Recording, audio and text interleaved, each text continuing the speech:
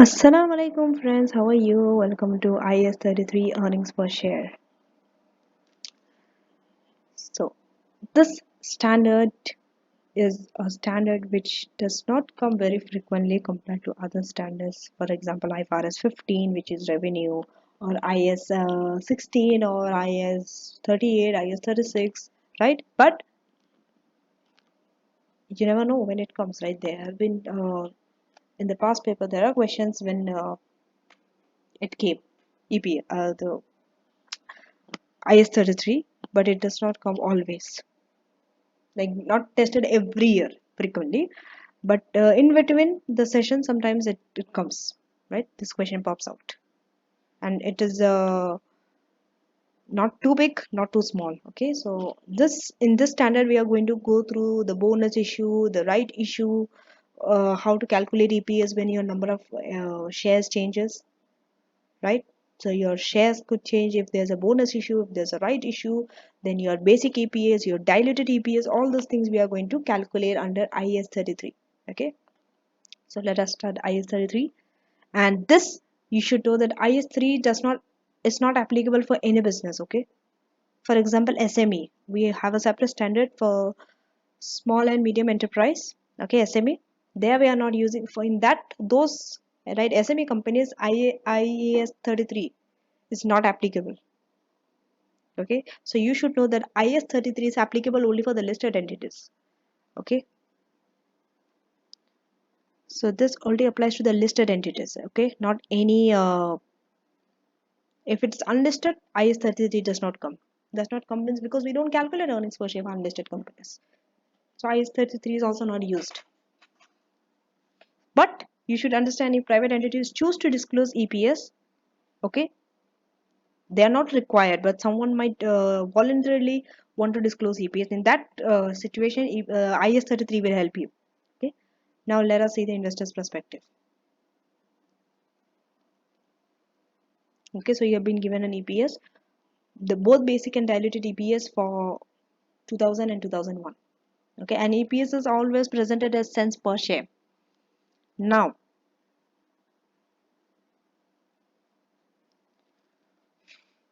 so the basic EPS must be calculated in accordance with IS 33. This means that EPS of one company can be easily compared to another company. Okay, a company with a higher EPS figure is likely to pay higher dividends per share, although not necessarily in the short term.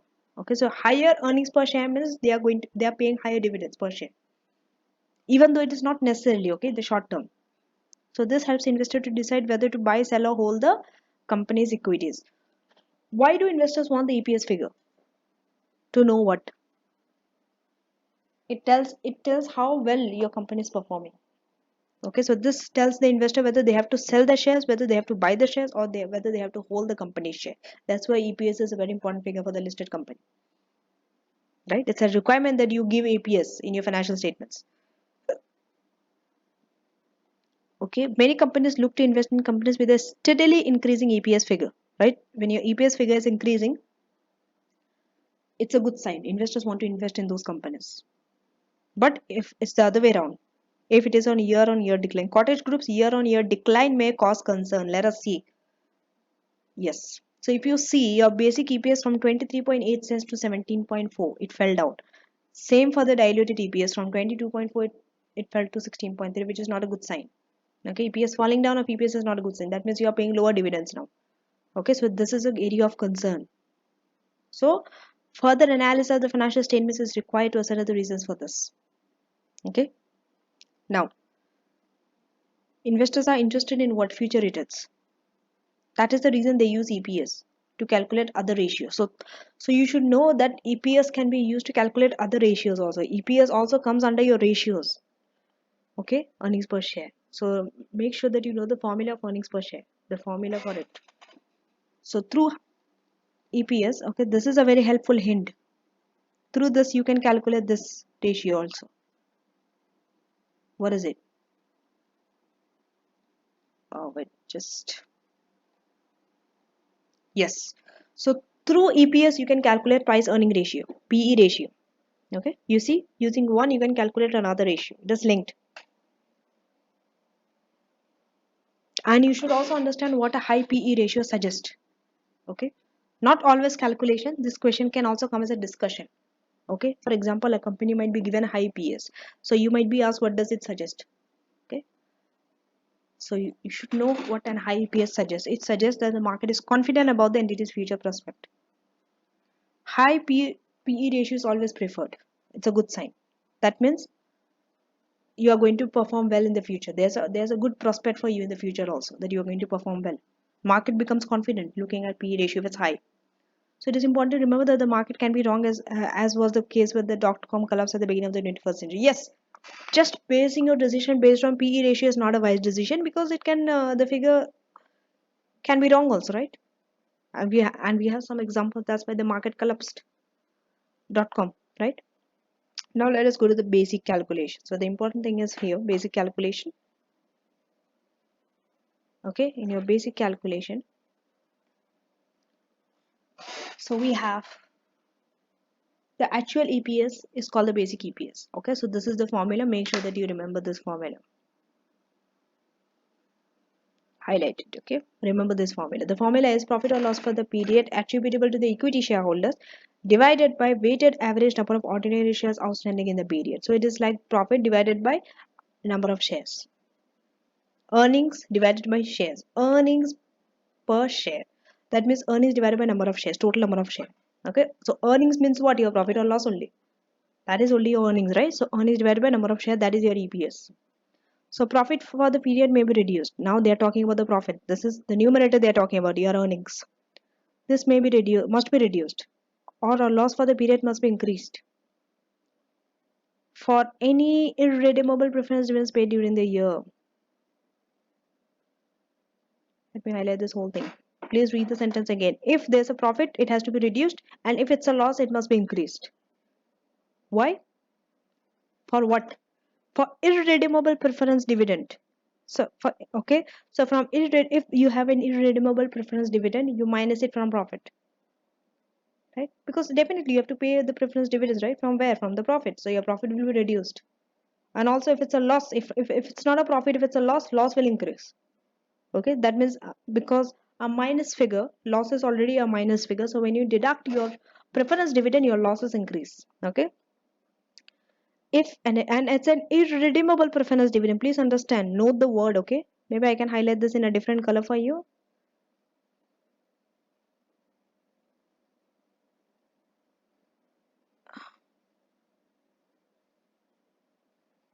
Okay, I'm not able to highlight the individual words, but it is irredeemable preference dividend. Okay,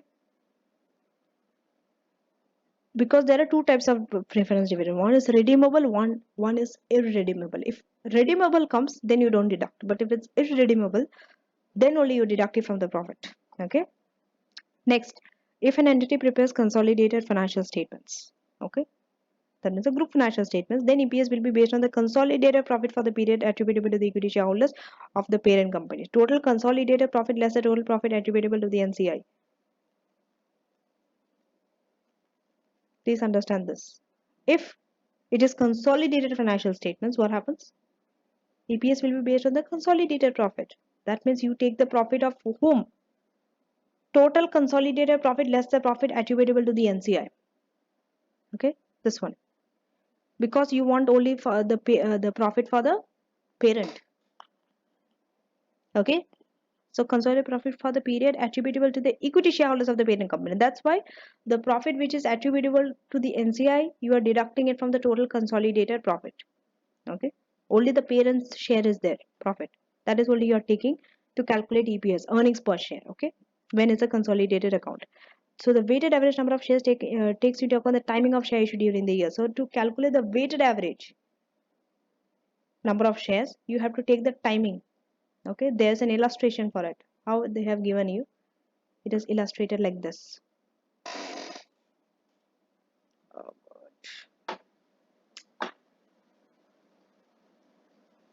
Okay, so here illustration is given. Let us go through this example. You have been given that there is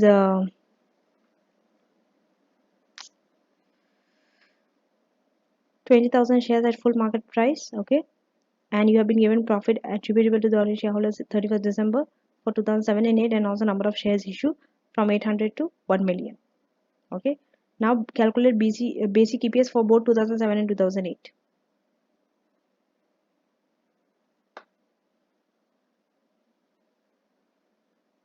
So now let us go to the solution. Calculate the basic EPS. For 2007, if you go up,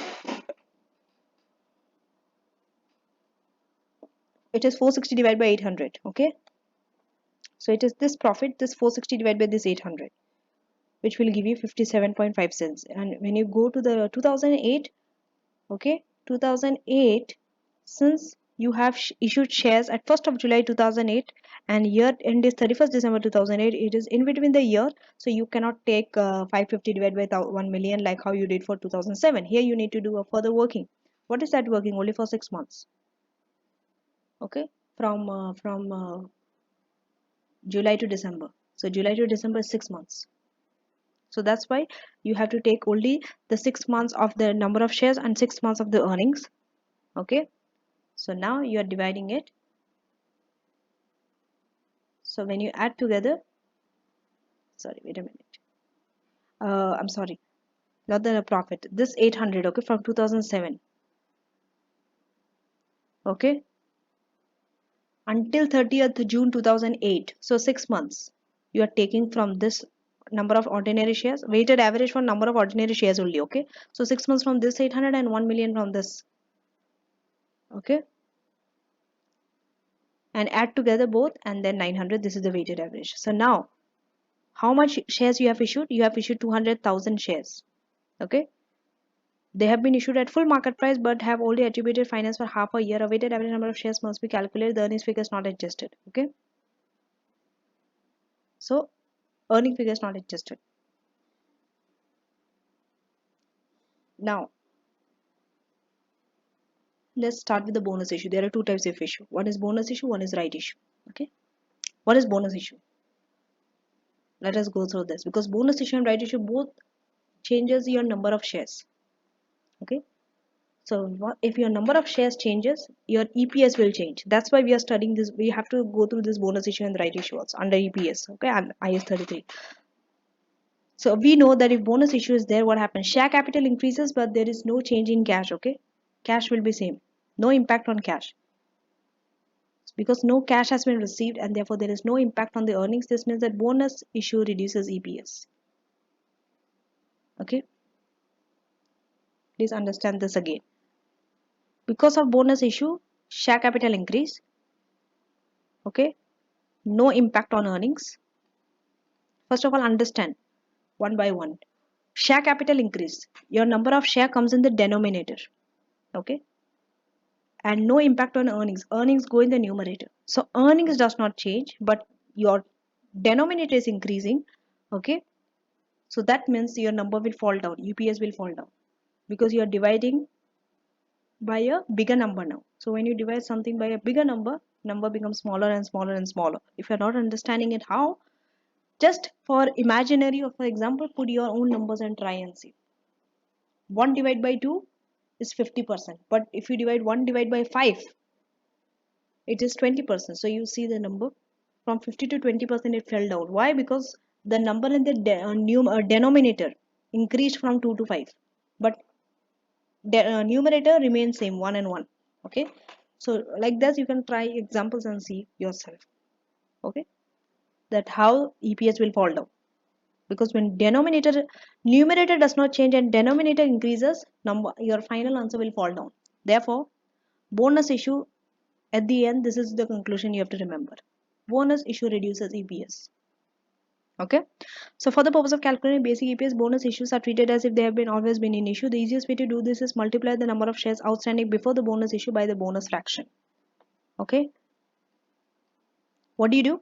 Multiply the number of shares outstanding before the bonus issue. Before the bonus issue, whatever the number of shares you have, you multiply it by the bonus fraction. This bonus fraction also needs to be calculated. So what is the formula for the bonus fraction? It is here. Okay, all this formula you have to memorize it. It's not there in your formula sheet. It will not be given to you. Okay, so don't rely on that exam formula sheet. Go and check what is there actually in the formula sheet, whether it is all this are there or not, right? So you have to memorize all this. There's no other way. So bonus fraction is number of shares after bonus issue divided by number of shares before bonus issue. Okay? After divide by before. Both are number of shares for the bonus issue only, but just remember after divide by before. That's it.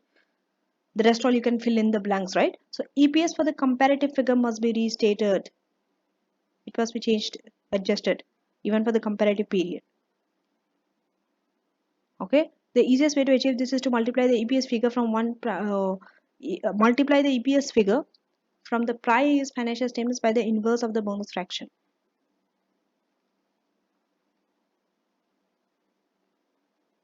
What does this mean? Multiply the EPS figure from the prior year's financial statements by inverse of the bonus fraction. Okay?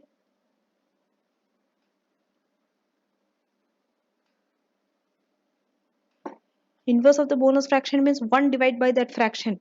1 divided by this number. Or just the reciprocal. Number of share before divided by number of share after. Okay? Inverse means that you just change. Whatever is in the top goes to bottom, whatever is in the bottom goes top. And you multiply that by the EPS figure from which year? Prior year's financial statements. To get the EPS figure for the comparative period. Okay, they must be restated, right? Now let us, illustration is there for that also. Let me illustrate this through an example.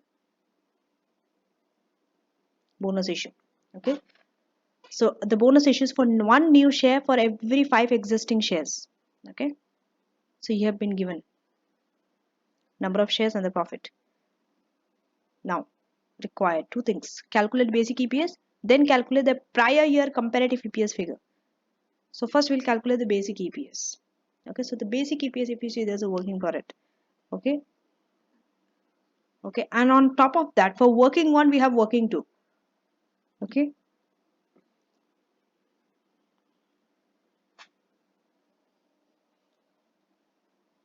so if you see, it is 550. Okay, 550 earnings for 2008 is 550. Okay, next, number of share. To calculate number of share, there's working one. Okay, how they got 1,200,000. Let us go to working one. Average weighted average number of share. Make sure you also do this. Okay, do this calculation and know that how to calculate weighted average number of shares, how to calculate bonus fraction. Until you don't practice and put this into practice, you will not know whether you have understood it or not. So don't just rely on the video, seeing all the concepts and go to the exam without practicing. Definitely you will fail. Okay, whatever I'm teaching you in this video, after you see this video, it needs to be attempted by you. Maybe in the same question, maybe a different question you can take, where you have to calculate weighted average or bonus fraction and all. Weighted average. So weighted average, when you take, you have to take the previous year, that is 2007, 1 million. Okay, how many months you have to take? The share was held on 1st of July 2008, and this is 31st December. So January, February, March, April, May, June, 6 months, right? So you're taking 6 months of 1 million. Okay, and for 1,200,000, that is this number of shares for 2008. Here you are taking 6 months because year end is 31st December 2008, but you have issued 1st of July 2008. So from 1st of July 2008, it is this year. 6 months only of this. Okay, what you have issued. So that's why you're taking 6 months, but here there's no separate working. There's 600,000, but here you are getting a bonus fraction, 6 divided by 5. The reason is because you are issuing the share bonus on 1st of July 2008. Okay,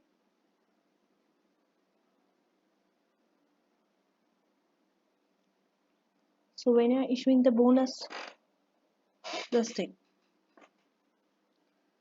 remember what they told here: multiply the EPS figure from the prior year's financial statements by the inverse of the bonus fraction. That's why first you have to calculate the bonus fraction and you have to multiply by the 2007 figure. Okay, the inverse of bonus fraction of 2007. So you want to calculate the bonus fraction of 2007, the prior year, not 2008. Hence, that into 6 over 5 is multiplied into 2007. Okay, how you got this 6 into 5? Working 2 is there. Let us go to the working 2. So they told 1 for 5 bonus issue, right? So a shareholder who has 5 shares after the bonus would have 6 after the bonus issue. So before the bonus, if they have 5 shares, after the bonus, how much they will have? 6, right? 1 plus that 5 of bonus, because they told 1 for 5 held. So 5 bonus, after bonus 1 plus 5. You can understand what I mean. So the bonus fraction is 6 over 5. Why 6 over 5? After divide by before. After bonus divide by before the bonus. That is the formula which we learned, right, for bonus fraction.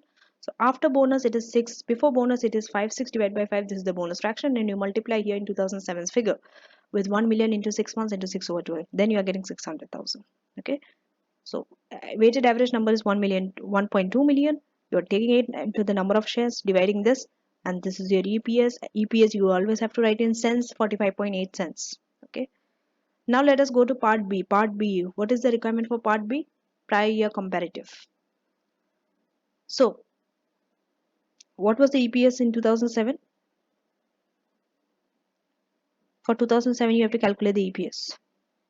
Okay. Here we have we didn't calculate for 2007. 2007 it will be, forget about bonus issue and everything, just calculate EPS of 2007. 460 divided by 1 million, you see. So here it is 460 divided by 1 million, which is 46 cents. Okay, always write the c's, the cents. So this needs to be restated in the financial statements for the year end 31st December 2008. Okay, by multiplying it by the inverse of the bonus fraction. So this 46 cents, okay, this is the prior year 2007. To this you are multiplying the inverse of bonus fraction.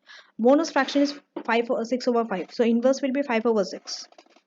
Okay, into 5 over 6. Hence restated comparative is 38.3 cents.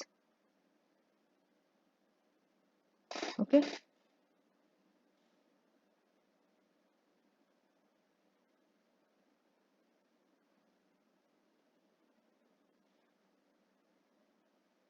So what was our main theme? Our main theme was that if a bonus share is issued, EPS should fall down. Did our EPS fall down or not?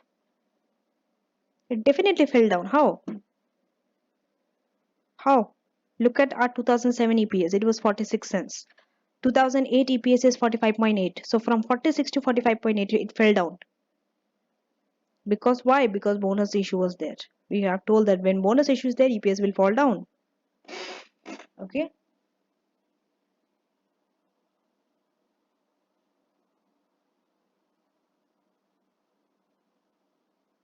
But here they are adjusting it because why? Because EPS, when you are calculating with the previous year, okay, why you are changing the comparative figure, the restated comparative? Because EPS, when you are taking last year, bonus issue was not there. This year bonus issue is there. So you're comparing, one year you have bonus, the other year you don't have bonus. So the two EPS you cannot compare like that, because the effect of bonus issue is that EPS will fall down this year, but last year EPS will be higher. That's why you are restating the comparative. That's why you are multiplying the inverse of the bonus issue with the previous year's EPS to adjust it. Now you are comparing with this adjusted figure, 38.3 with 45.8. Okay.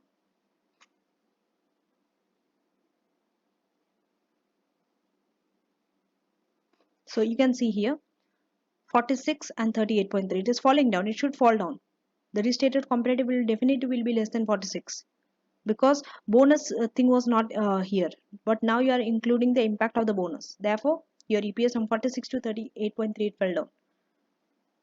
Okay.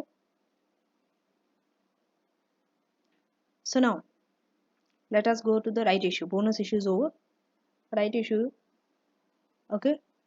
So normally right issue is made at less than the full market price. Let's say if you are issuing shares at $10, right issue will be at $8 or $5 or whatever it is, less than the normal price.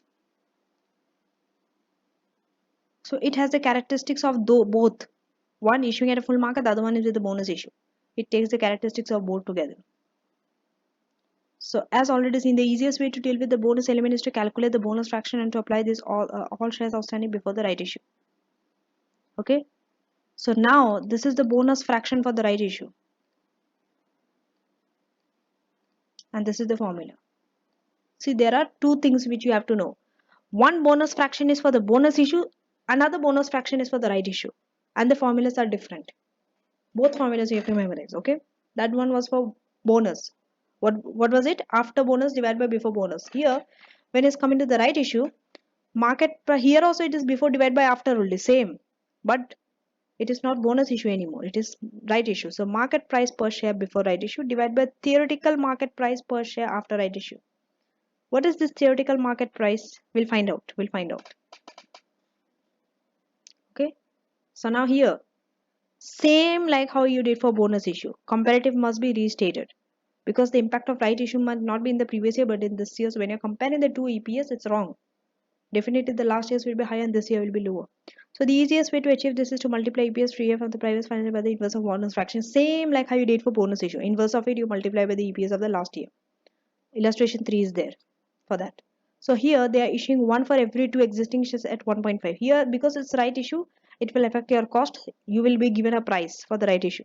But for bonus issue, no price is there. They only told one for five shares held. That's it. When right issue question is there, they will tell one for five or one for two. They will give you a price also, and that price will be less than the full issue price. Okay, at 1.5 if you see. So here, one new share for every two existing at 1.5. This is the price for the right share. Now the date is same. Okay, 6 months only. So but pre-issue, before issuing, the price was 3. Less than, it should be less than 3. Same information, same table. Calculate basic EPS, calculate the prior year. So the questions are also same. Okay, so first we'll find out for 31st December 2008 what is the basic EPS. Okay, so here you can see it is 550. Same profit, there is no adjustment whether it's bonus, whether it's right share issue. The only adjustment or workings you need to do is in the number of shares. Okay, but it's not 1200. Okay, working is needed for this 50.9 cents. Okay, now let us calculate the weighted average number of shares. If you see from 2007 it is 800, 6 months only, into 3 divided by 2.5. How 3 divided by 2.5? We'll see. Working 2 is there. And for 2008 you take this one into 6 over 12, 6 months. Okay, and add both. Now we have to see how we got 3 into 3 divided by 2.5 because this is the bonus fraction for the right share issue. Okay, so this is the formula for the market price divided by theoretical x right price. So market price has been given as 3. 3 divided by theoretical market price after per share after the right issue. This is not given. This you need to find out again. A separate working is there to do this also. Okay. So for that, working 3 is there. Now let us go to the working 3. So 3 columns you have to make: number of share, market price per share, and market capitalization. What was the number of share before right issue? It was 800,000. Okay, that means this 800,000 is from your this 800,000 is your 2007's figure. Okay,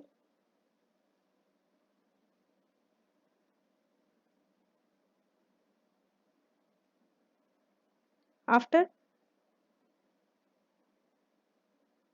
right issue is 400,000. How do you know it?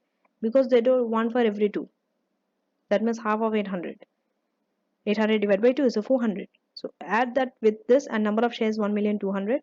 Price was 3. Right issue is 1.5. So you just multiply 800 into 3, which is 2.4 million, and 400 into 1.5, which is 600,000. Add together, it is 3 million. Okay, market capitalization. So the theoretical price per share after the right issue is 2.5. How 2.5? Because this is 3 million. 3 million divided by 1.2 million. Market capitalization divided by number of share. Hence 2.5. So since the bonus fraction is before and divided by after, so before the right issue, market price was 3. After the right issue, market price is 2.5. So 3 divided by 2.5, this is the bonus fraction. Okay. So once we do that, let's see what's happening to ECCA. So now for 2007 prior year, this was the profit, this was the number of share 800. It was 57.5 cents. With this, now you have to take the inverse of the bonus fraction. Okay, so with this you multiply the inverse, which is 2.5 divided by 3. The inverse, okay, inverse of 3 divided by 2.5. So you are getting 47.9 cents. What's happening? Here also, even right issue also, your basic EPS will fall down from 57.5 to 47.9. Okay, because in both number of shares is increasing. Okay,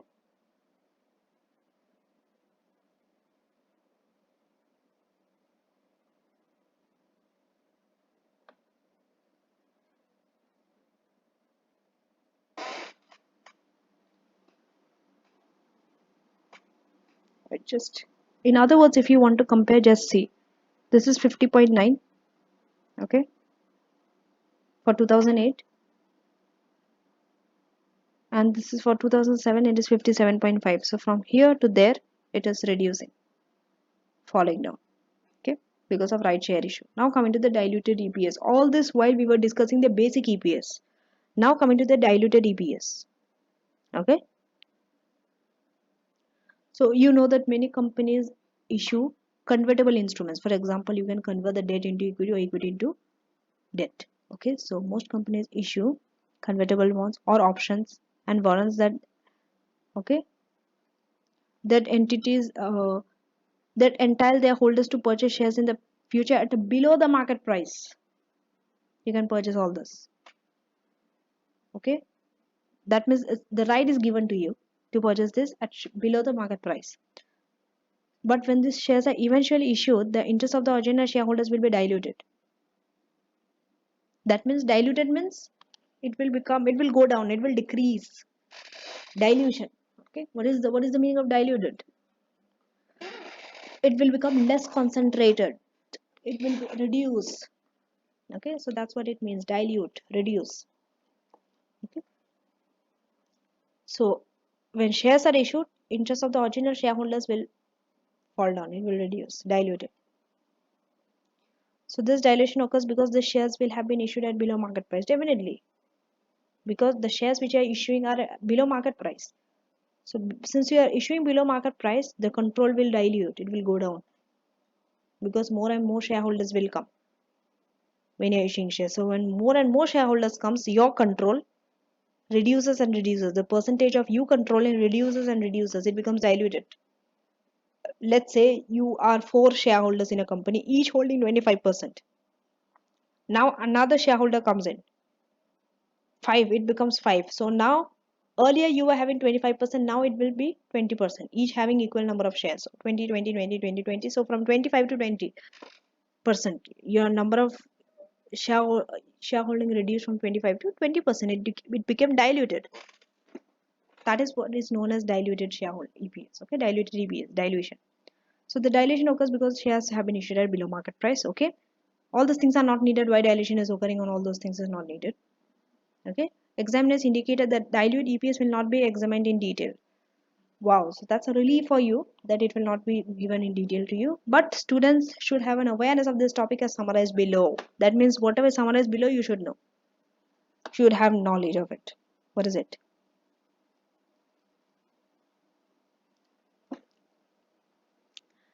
Shares and other instruments that may dilute the interest of existing shareholders are called potential ordinary shares. Okay, because we know if we issue ordinary shares, only in that condition your existing shareholding can become diluted, right? Because who holds the control of the company? It is the ordinary shareholders, right? Not your lenders, not the preference shareholders. It is ordinary shareholders. That's why shares and so it is called as potential ordinary shares that can dilute the interest. Second, examples of potential ordinary shareholders includes, what are those examples of what are the things that comes under potential and ordinary shares? This list you should know. Better you know it. In case you have been asked whether this will dilute your EPS or not, you should be able to know what comes under potential and ordinary shares. Then only you can say that yes, because it is potential ordinary share, therefore it will dilute. But to know that it will dilute, first you should know what are the list under potential and ordinary shares. There are these four. Number one, debt and other instruments, including preference shares that are convertible into ordinary shares. So debt and other instruments, okay, including preference share. Even if preference share is there, and if it could be converted into ordinary shares, that will dilute. Okay, because whether originally as ordinary shareholders or something later you're converting into ordinary shareholder, whatever it is, at the end it is the ordinary shareholder you're having in the hand, so it will dilute. Okay, number one. Number two, share warrant and options. Instruments that give holder the right to purchase ordinary shareholder. Even if it's an option to hold the right shareholder, purchase ordinary shareholder, still you have the shareholder, no? That also will dilute. Share warrant and options. Okay. So one is convertible instruments, convertible debt instruments, even plus preference share. Number two, share warrants and options. Number three, employee plans that allow employees to receive ordinary share as part of their remuneration, and share purchase plans. Sometimes what happens, you don't give employees by cash, right? Gone were the days when it was just basic salary or wages you used to pay. Now the remuneration package is so competitive, and so many packages are available now, that is that a lot of cost goes behind the remuneration department setting up the remuneration. There are so many things, you not just cash, you can give in different forms now. You can give benefit in kind, for example company cars, you can give share options, you can give executive share plans. There are so many things. Option is unlimited now, right? So one thing is, you can even give your employee the option to receive ordinary shares. You can give ordinary shares of your company to your employees as a part of their remuneration. So now it's like now your employees are also becoming the owner of the company. They are like your partners now, because if they have the ordinary shares they can control, or they can vote, but they will be the shareholders, right? Even if 1% does not matter, percentage does not matter, but they will become the ordinary shareholders. So if they become 1%, means 1% is reducing from you. How are they taking 1%? That 1% is cut from someone. That's how it's going, that's how he or she is receiving that 1%, right? It's like if I have to sit on a chair, I cannot sit on a chair when someone else is seated. He or she first has to get up, then only I can occupy his place. So it's like that. When shareholder, okay, when shareholder increases, their power reduces and reduces of each shareholders. That's how more and more shareholders are coming. Okay, let's say 5 shareholders, each are holding 20%. That's how 100% is made, right? 100% is made up. But now if there are 100 shareholders, now each are just holding 1% each. 100 shareholders, but each of them are holding 1%.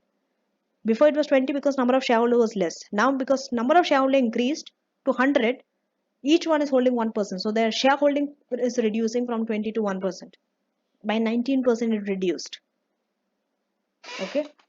So when you are giving your employees the ordinary shares as a remuneration, employees also become shareholders now. And also other share purchase plans, where how there could be other plans also, how through which they can purchase the share of the company. Fourth, contingently issuable shares. What does it mean? Shares issuable if certain conditions are met. Yes, you might say that if you meet this target, you are going to get this number of shares. If you meet the profit, if you increase by 5%, this is the number of the shares. Yes, that is possible. It is known as contingent, something to be done based on some conditions. It is attached to some conditions, like, and it will be issued in the future when conditions are met. So the word is contingent issuable shares. Okay, where there are dilutive potential ordinary shares in issue, the diluted EPS must be disclosed as well as a basic EPS. Remember this.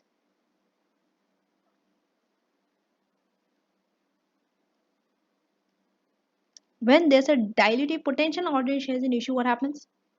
Diluted EPS also, basic EPS also. Both EPS you have to disclose. Why? Because this provides relevant information to current and potential investors. Okay. Next, when calculating diluted EPS, profit used in the basic EPS is adjusted for any expenses that will no longer be paid if the convertible instrument were converted into shares, preference, dividends, loan interest. What does this mean? Okay, I will break down this into small pieces so that you can understand. Okay,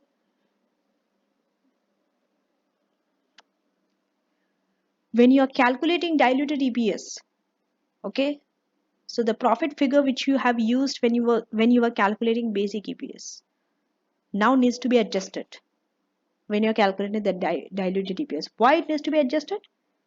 It needs to be adjusted for any expenses that would no longer be paid if the convertible instrument were converted into shares. What does it mean? Before there were expenses when you were calculating the basic EPS. Now those expenses are no longer expenses. There are no expenses. So that's why that profit also needs to be adjusted. You cannot use the same profit what you have used in the basic EPS in the diluted EPS. You need to adjust that profit figure and then put it in the diluted EPS because profit divided by number of shares. So how that profit will change? Why there will no longer be expenses? And this comes when it is a when convertible are converted into shares. Convertible instrument, that means you have taken a debt which might be later converted into ordinary shares, or it might be a preference share which might be converted into ordinary share. Okay, in any way it is convertible into ordinary shares. So in that way, why no longer expenses will be there? Example they have given you, one is preference dividend, one is loan interest. The reason is, see, before you were having you were paying debt, right? Now they told convertible instrument means later it will be converted into number of shares. So the debt, if you convert into number of share, so for debt you are paying loan interest, right? And the loan interest is taken as an expense. It was an expense before, but now if it is converted into number of share, no longer debt is there. If debt is not there, interest also will not be there. Thus, expense also will not be there. So that expense needs to be removed from the profit, that loan interest of the debt, because that debt is converted into shares. So no loan interest. No loan interest means no expense, so that expense will be deducted from the profit. Coming to the preference dividend. Why preference dividend? Because for preference share, preference dividend is there. That's an expense. So because preference share, if you convert into ordinary share, no longer preference dividend also, that also you need to deduct from profit. So in short, your profit is reducing in any condition if it is converted into a number of share. Okay, therefore profit needs to be adjusted. So that reduced profit will be used when you're calculating the diluted EPS. Remember this. Next, and the final point, calculating diluted EPS, weighted average number of shares used in the basic EPS is adjusted. Not only profit, even the weighted average number of share which you have used in the basic EPS is adjusted for the conversion of potential ordinary shares when you convert for conversion to ordinary shareholders. How this will change? Because your number of shares will increase, no? Ordinary shares will increase. Imagine if you had debt or preference share before. So this was not taken as number of share, but once you convert into ordinary share, now you have to add, your number of shares will increase and increase because ordinary shares will increase, no? Shares will increase after the conversion. So even the number of shares will increase, change. It needs to be adjusted in the diluted EPS. Okay. So all these things, go through this list. Wait, go through this list and try to understand one by one sentence. Okay, word by word, line by line. Okay, and don't go to the next until you don't understand the first. Don't go to the third one until you don't understand the second. That is the way of studying. You have to be very proper. Okay. Now let us go next. What is next is there? I think that's all for EPS. No, one more is there. This is test to understand. Yes, only this part is there. Small part is left. How to assess performance using EPS? Because EPS, alternatively, we are using it to assess performance only. So you should know this part because this part definitely will be asked, even if calculation is not asked from you. Or calculation might be asked, performance measure is not asked. Or sometimes both might be asked together, performance with the calculation. Okay. And EPS figures used to compute the major stock market indicator performance. So through EPS, I have early shown you can calculate price earning ratio. And we know the stock market, they place great emphasis on these two ratios. One is EPS, one is PE ratio. Okay. So how to calculate EPS we saw in IAS 33 already before. Now, but what happens? EPS has limitations also. We saw the calculation part, how to calculate EPS using IAS 33, but now there are limitations of that EPS also as a performance measure. What are those limitations? This you can go through yourself also, but let me go it briefly go it over it. I'm not going to waste so much of time. Okay, first one says entity earnings are affected by its choice of accounting policies. Right? See, earnings can be manipulated, right?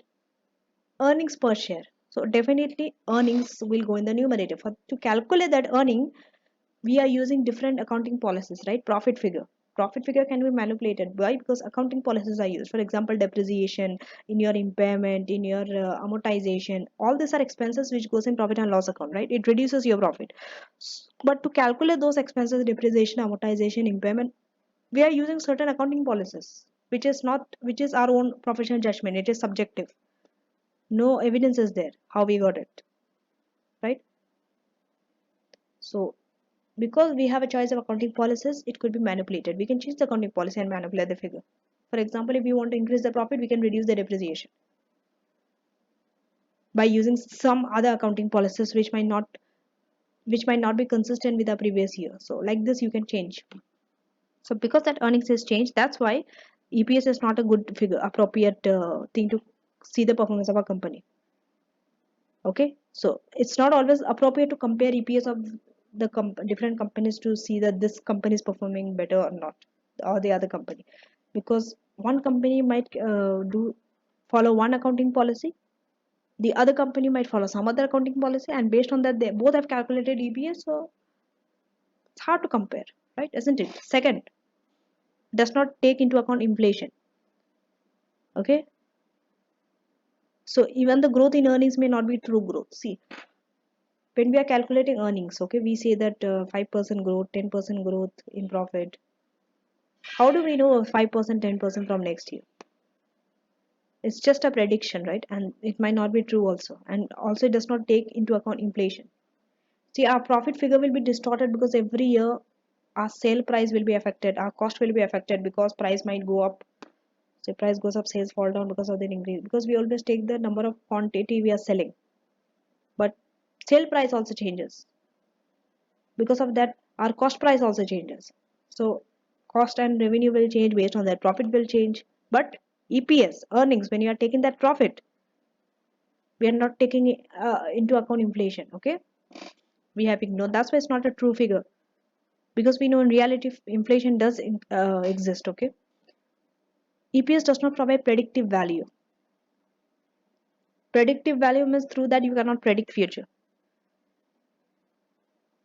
For example, because they say the high earnings can be achieved because at the expense of investment, which would have generated increased earnings in the future. Okay, what happens is sometimes high earnings, how can you achieve when you have done some investment, right? Because when you do investment, definitely in the current term you might not be getting good earnings, but in the future it will be good earnings if you increase the investment, right? But if you want to have high earnings now, maybe you are at the expense of investment, means maybe you are not investing in the projects which you should have invested. Maybe in the future you are going to get earnings from it, not now. So maybe some of you might have that you want to increase, you think about today present term, so you want to increase the earnings today, high earnings you want today, so you don't invest, you get high earnings today. So that's why EPS is not a predictive value. You cannot predict future based on that. You cannot say because today I'm having high earnings, tomorrow also my earnings will be high. Because that high earnings, how did you get that high earnings? Check that also. No, that you got because you didn't invest today, you postponed your investment, or you didn't do the investment which was necessary. So that's why it's not a predictive value. Next, in theory, diluted EPS serves as a warning to equity shareholders that the return on the investment may fall in future periods. Yes, in theory. Okay, what does diluted EPS says? That their investment may fall in the future period, their shareholding will reduce. It's like a warning. Okay, but to whom? Equity shareholders. However, diluted EPS is based on current earnings rather than forecast earnings. But diluted EPS is based on current earnings. It is not based on forecast earnings. You don't forecast in the future. It is based on current. But in the future, the current will become past. You see? So EPS is a measure of profitability, but profitability is only one aspect of performance. Only one aspect of performance. Profit is not everything. Yeah, we can say EPS, through EPS you can measure profitability, but profitability to check performance is only one spot. There are so many other places, other areas which you need to see when you are saying that something is performing good or not. What are those areas? So concentration on EPS and bottom line arguably detracts from other important aspects of an entity's affairs such as cash flow and stewardship of assets. Yes, you might look into factors such as cash flow. Whatever the cash flow? So not just profitability, even cash flow matter. Your liquidity position. Those together says what is your performance, and also the stewardship of assets. So all these things, because so all these things are few, I think five limitations are there. So you can at least learn two or three, if not a big list. Some are easy also. Just one you take inflation. Okay, earnings are affected by accounting policies. It's just a measure of profitability, one aspect. So some of this you can make by yourself also. It's easy. Okay, you can write in your own words, own sentences. Try to understand the concept and keep it. Okay, that's it. You don't have to memorize. Okay, memorization is not promoted. So that's it for IAS 33. Okay, the next standard is IAS 34. IAS 34 talks about interim financial reporting, right? A small short standard. It is at the end of this video you can get to my next standard, okay, which is IAS 34. So till then, take care and see you in the next standard.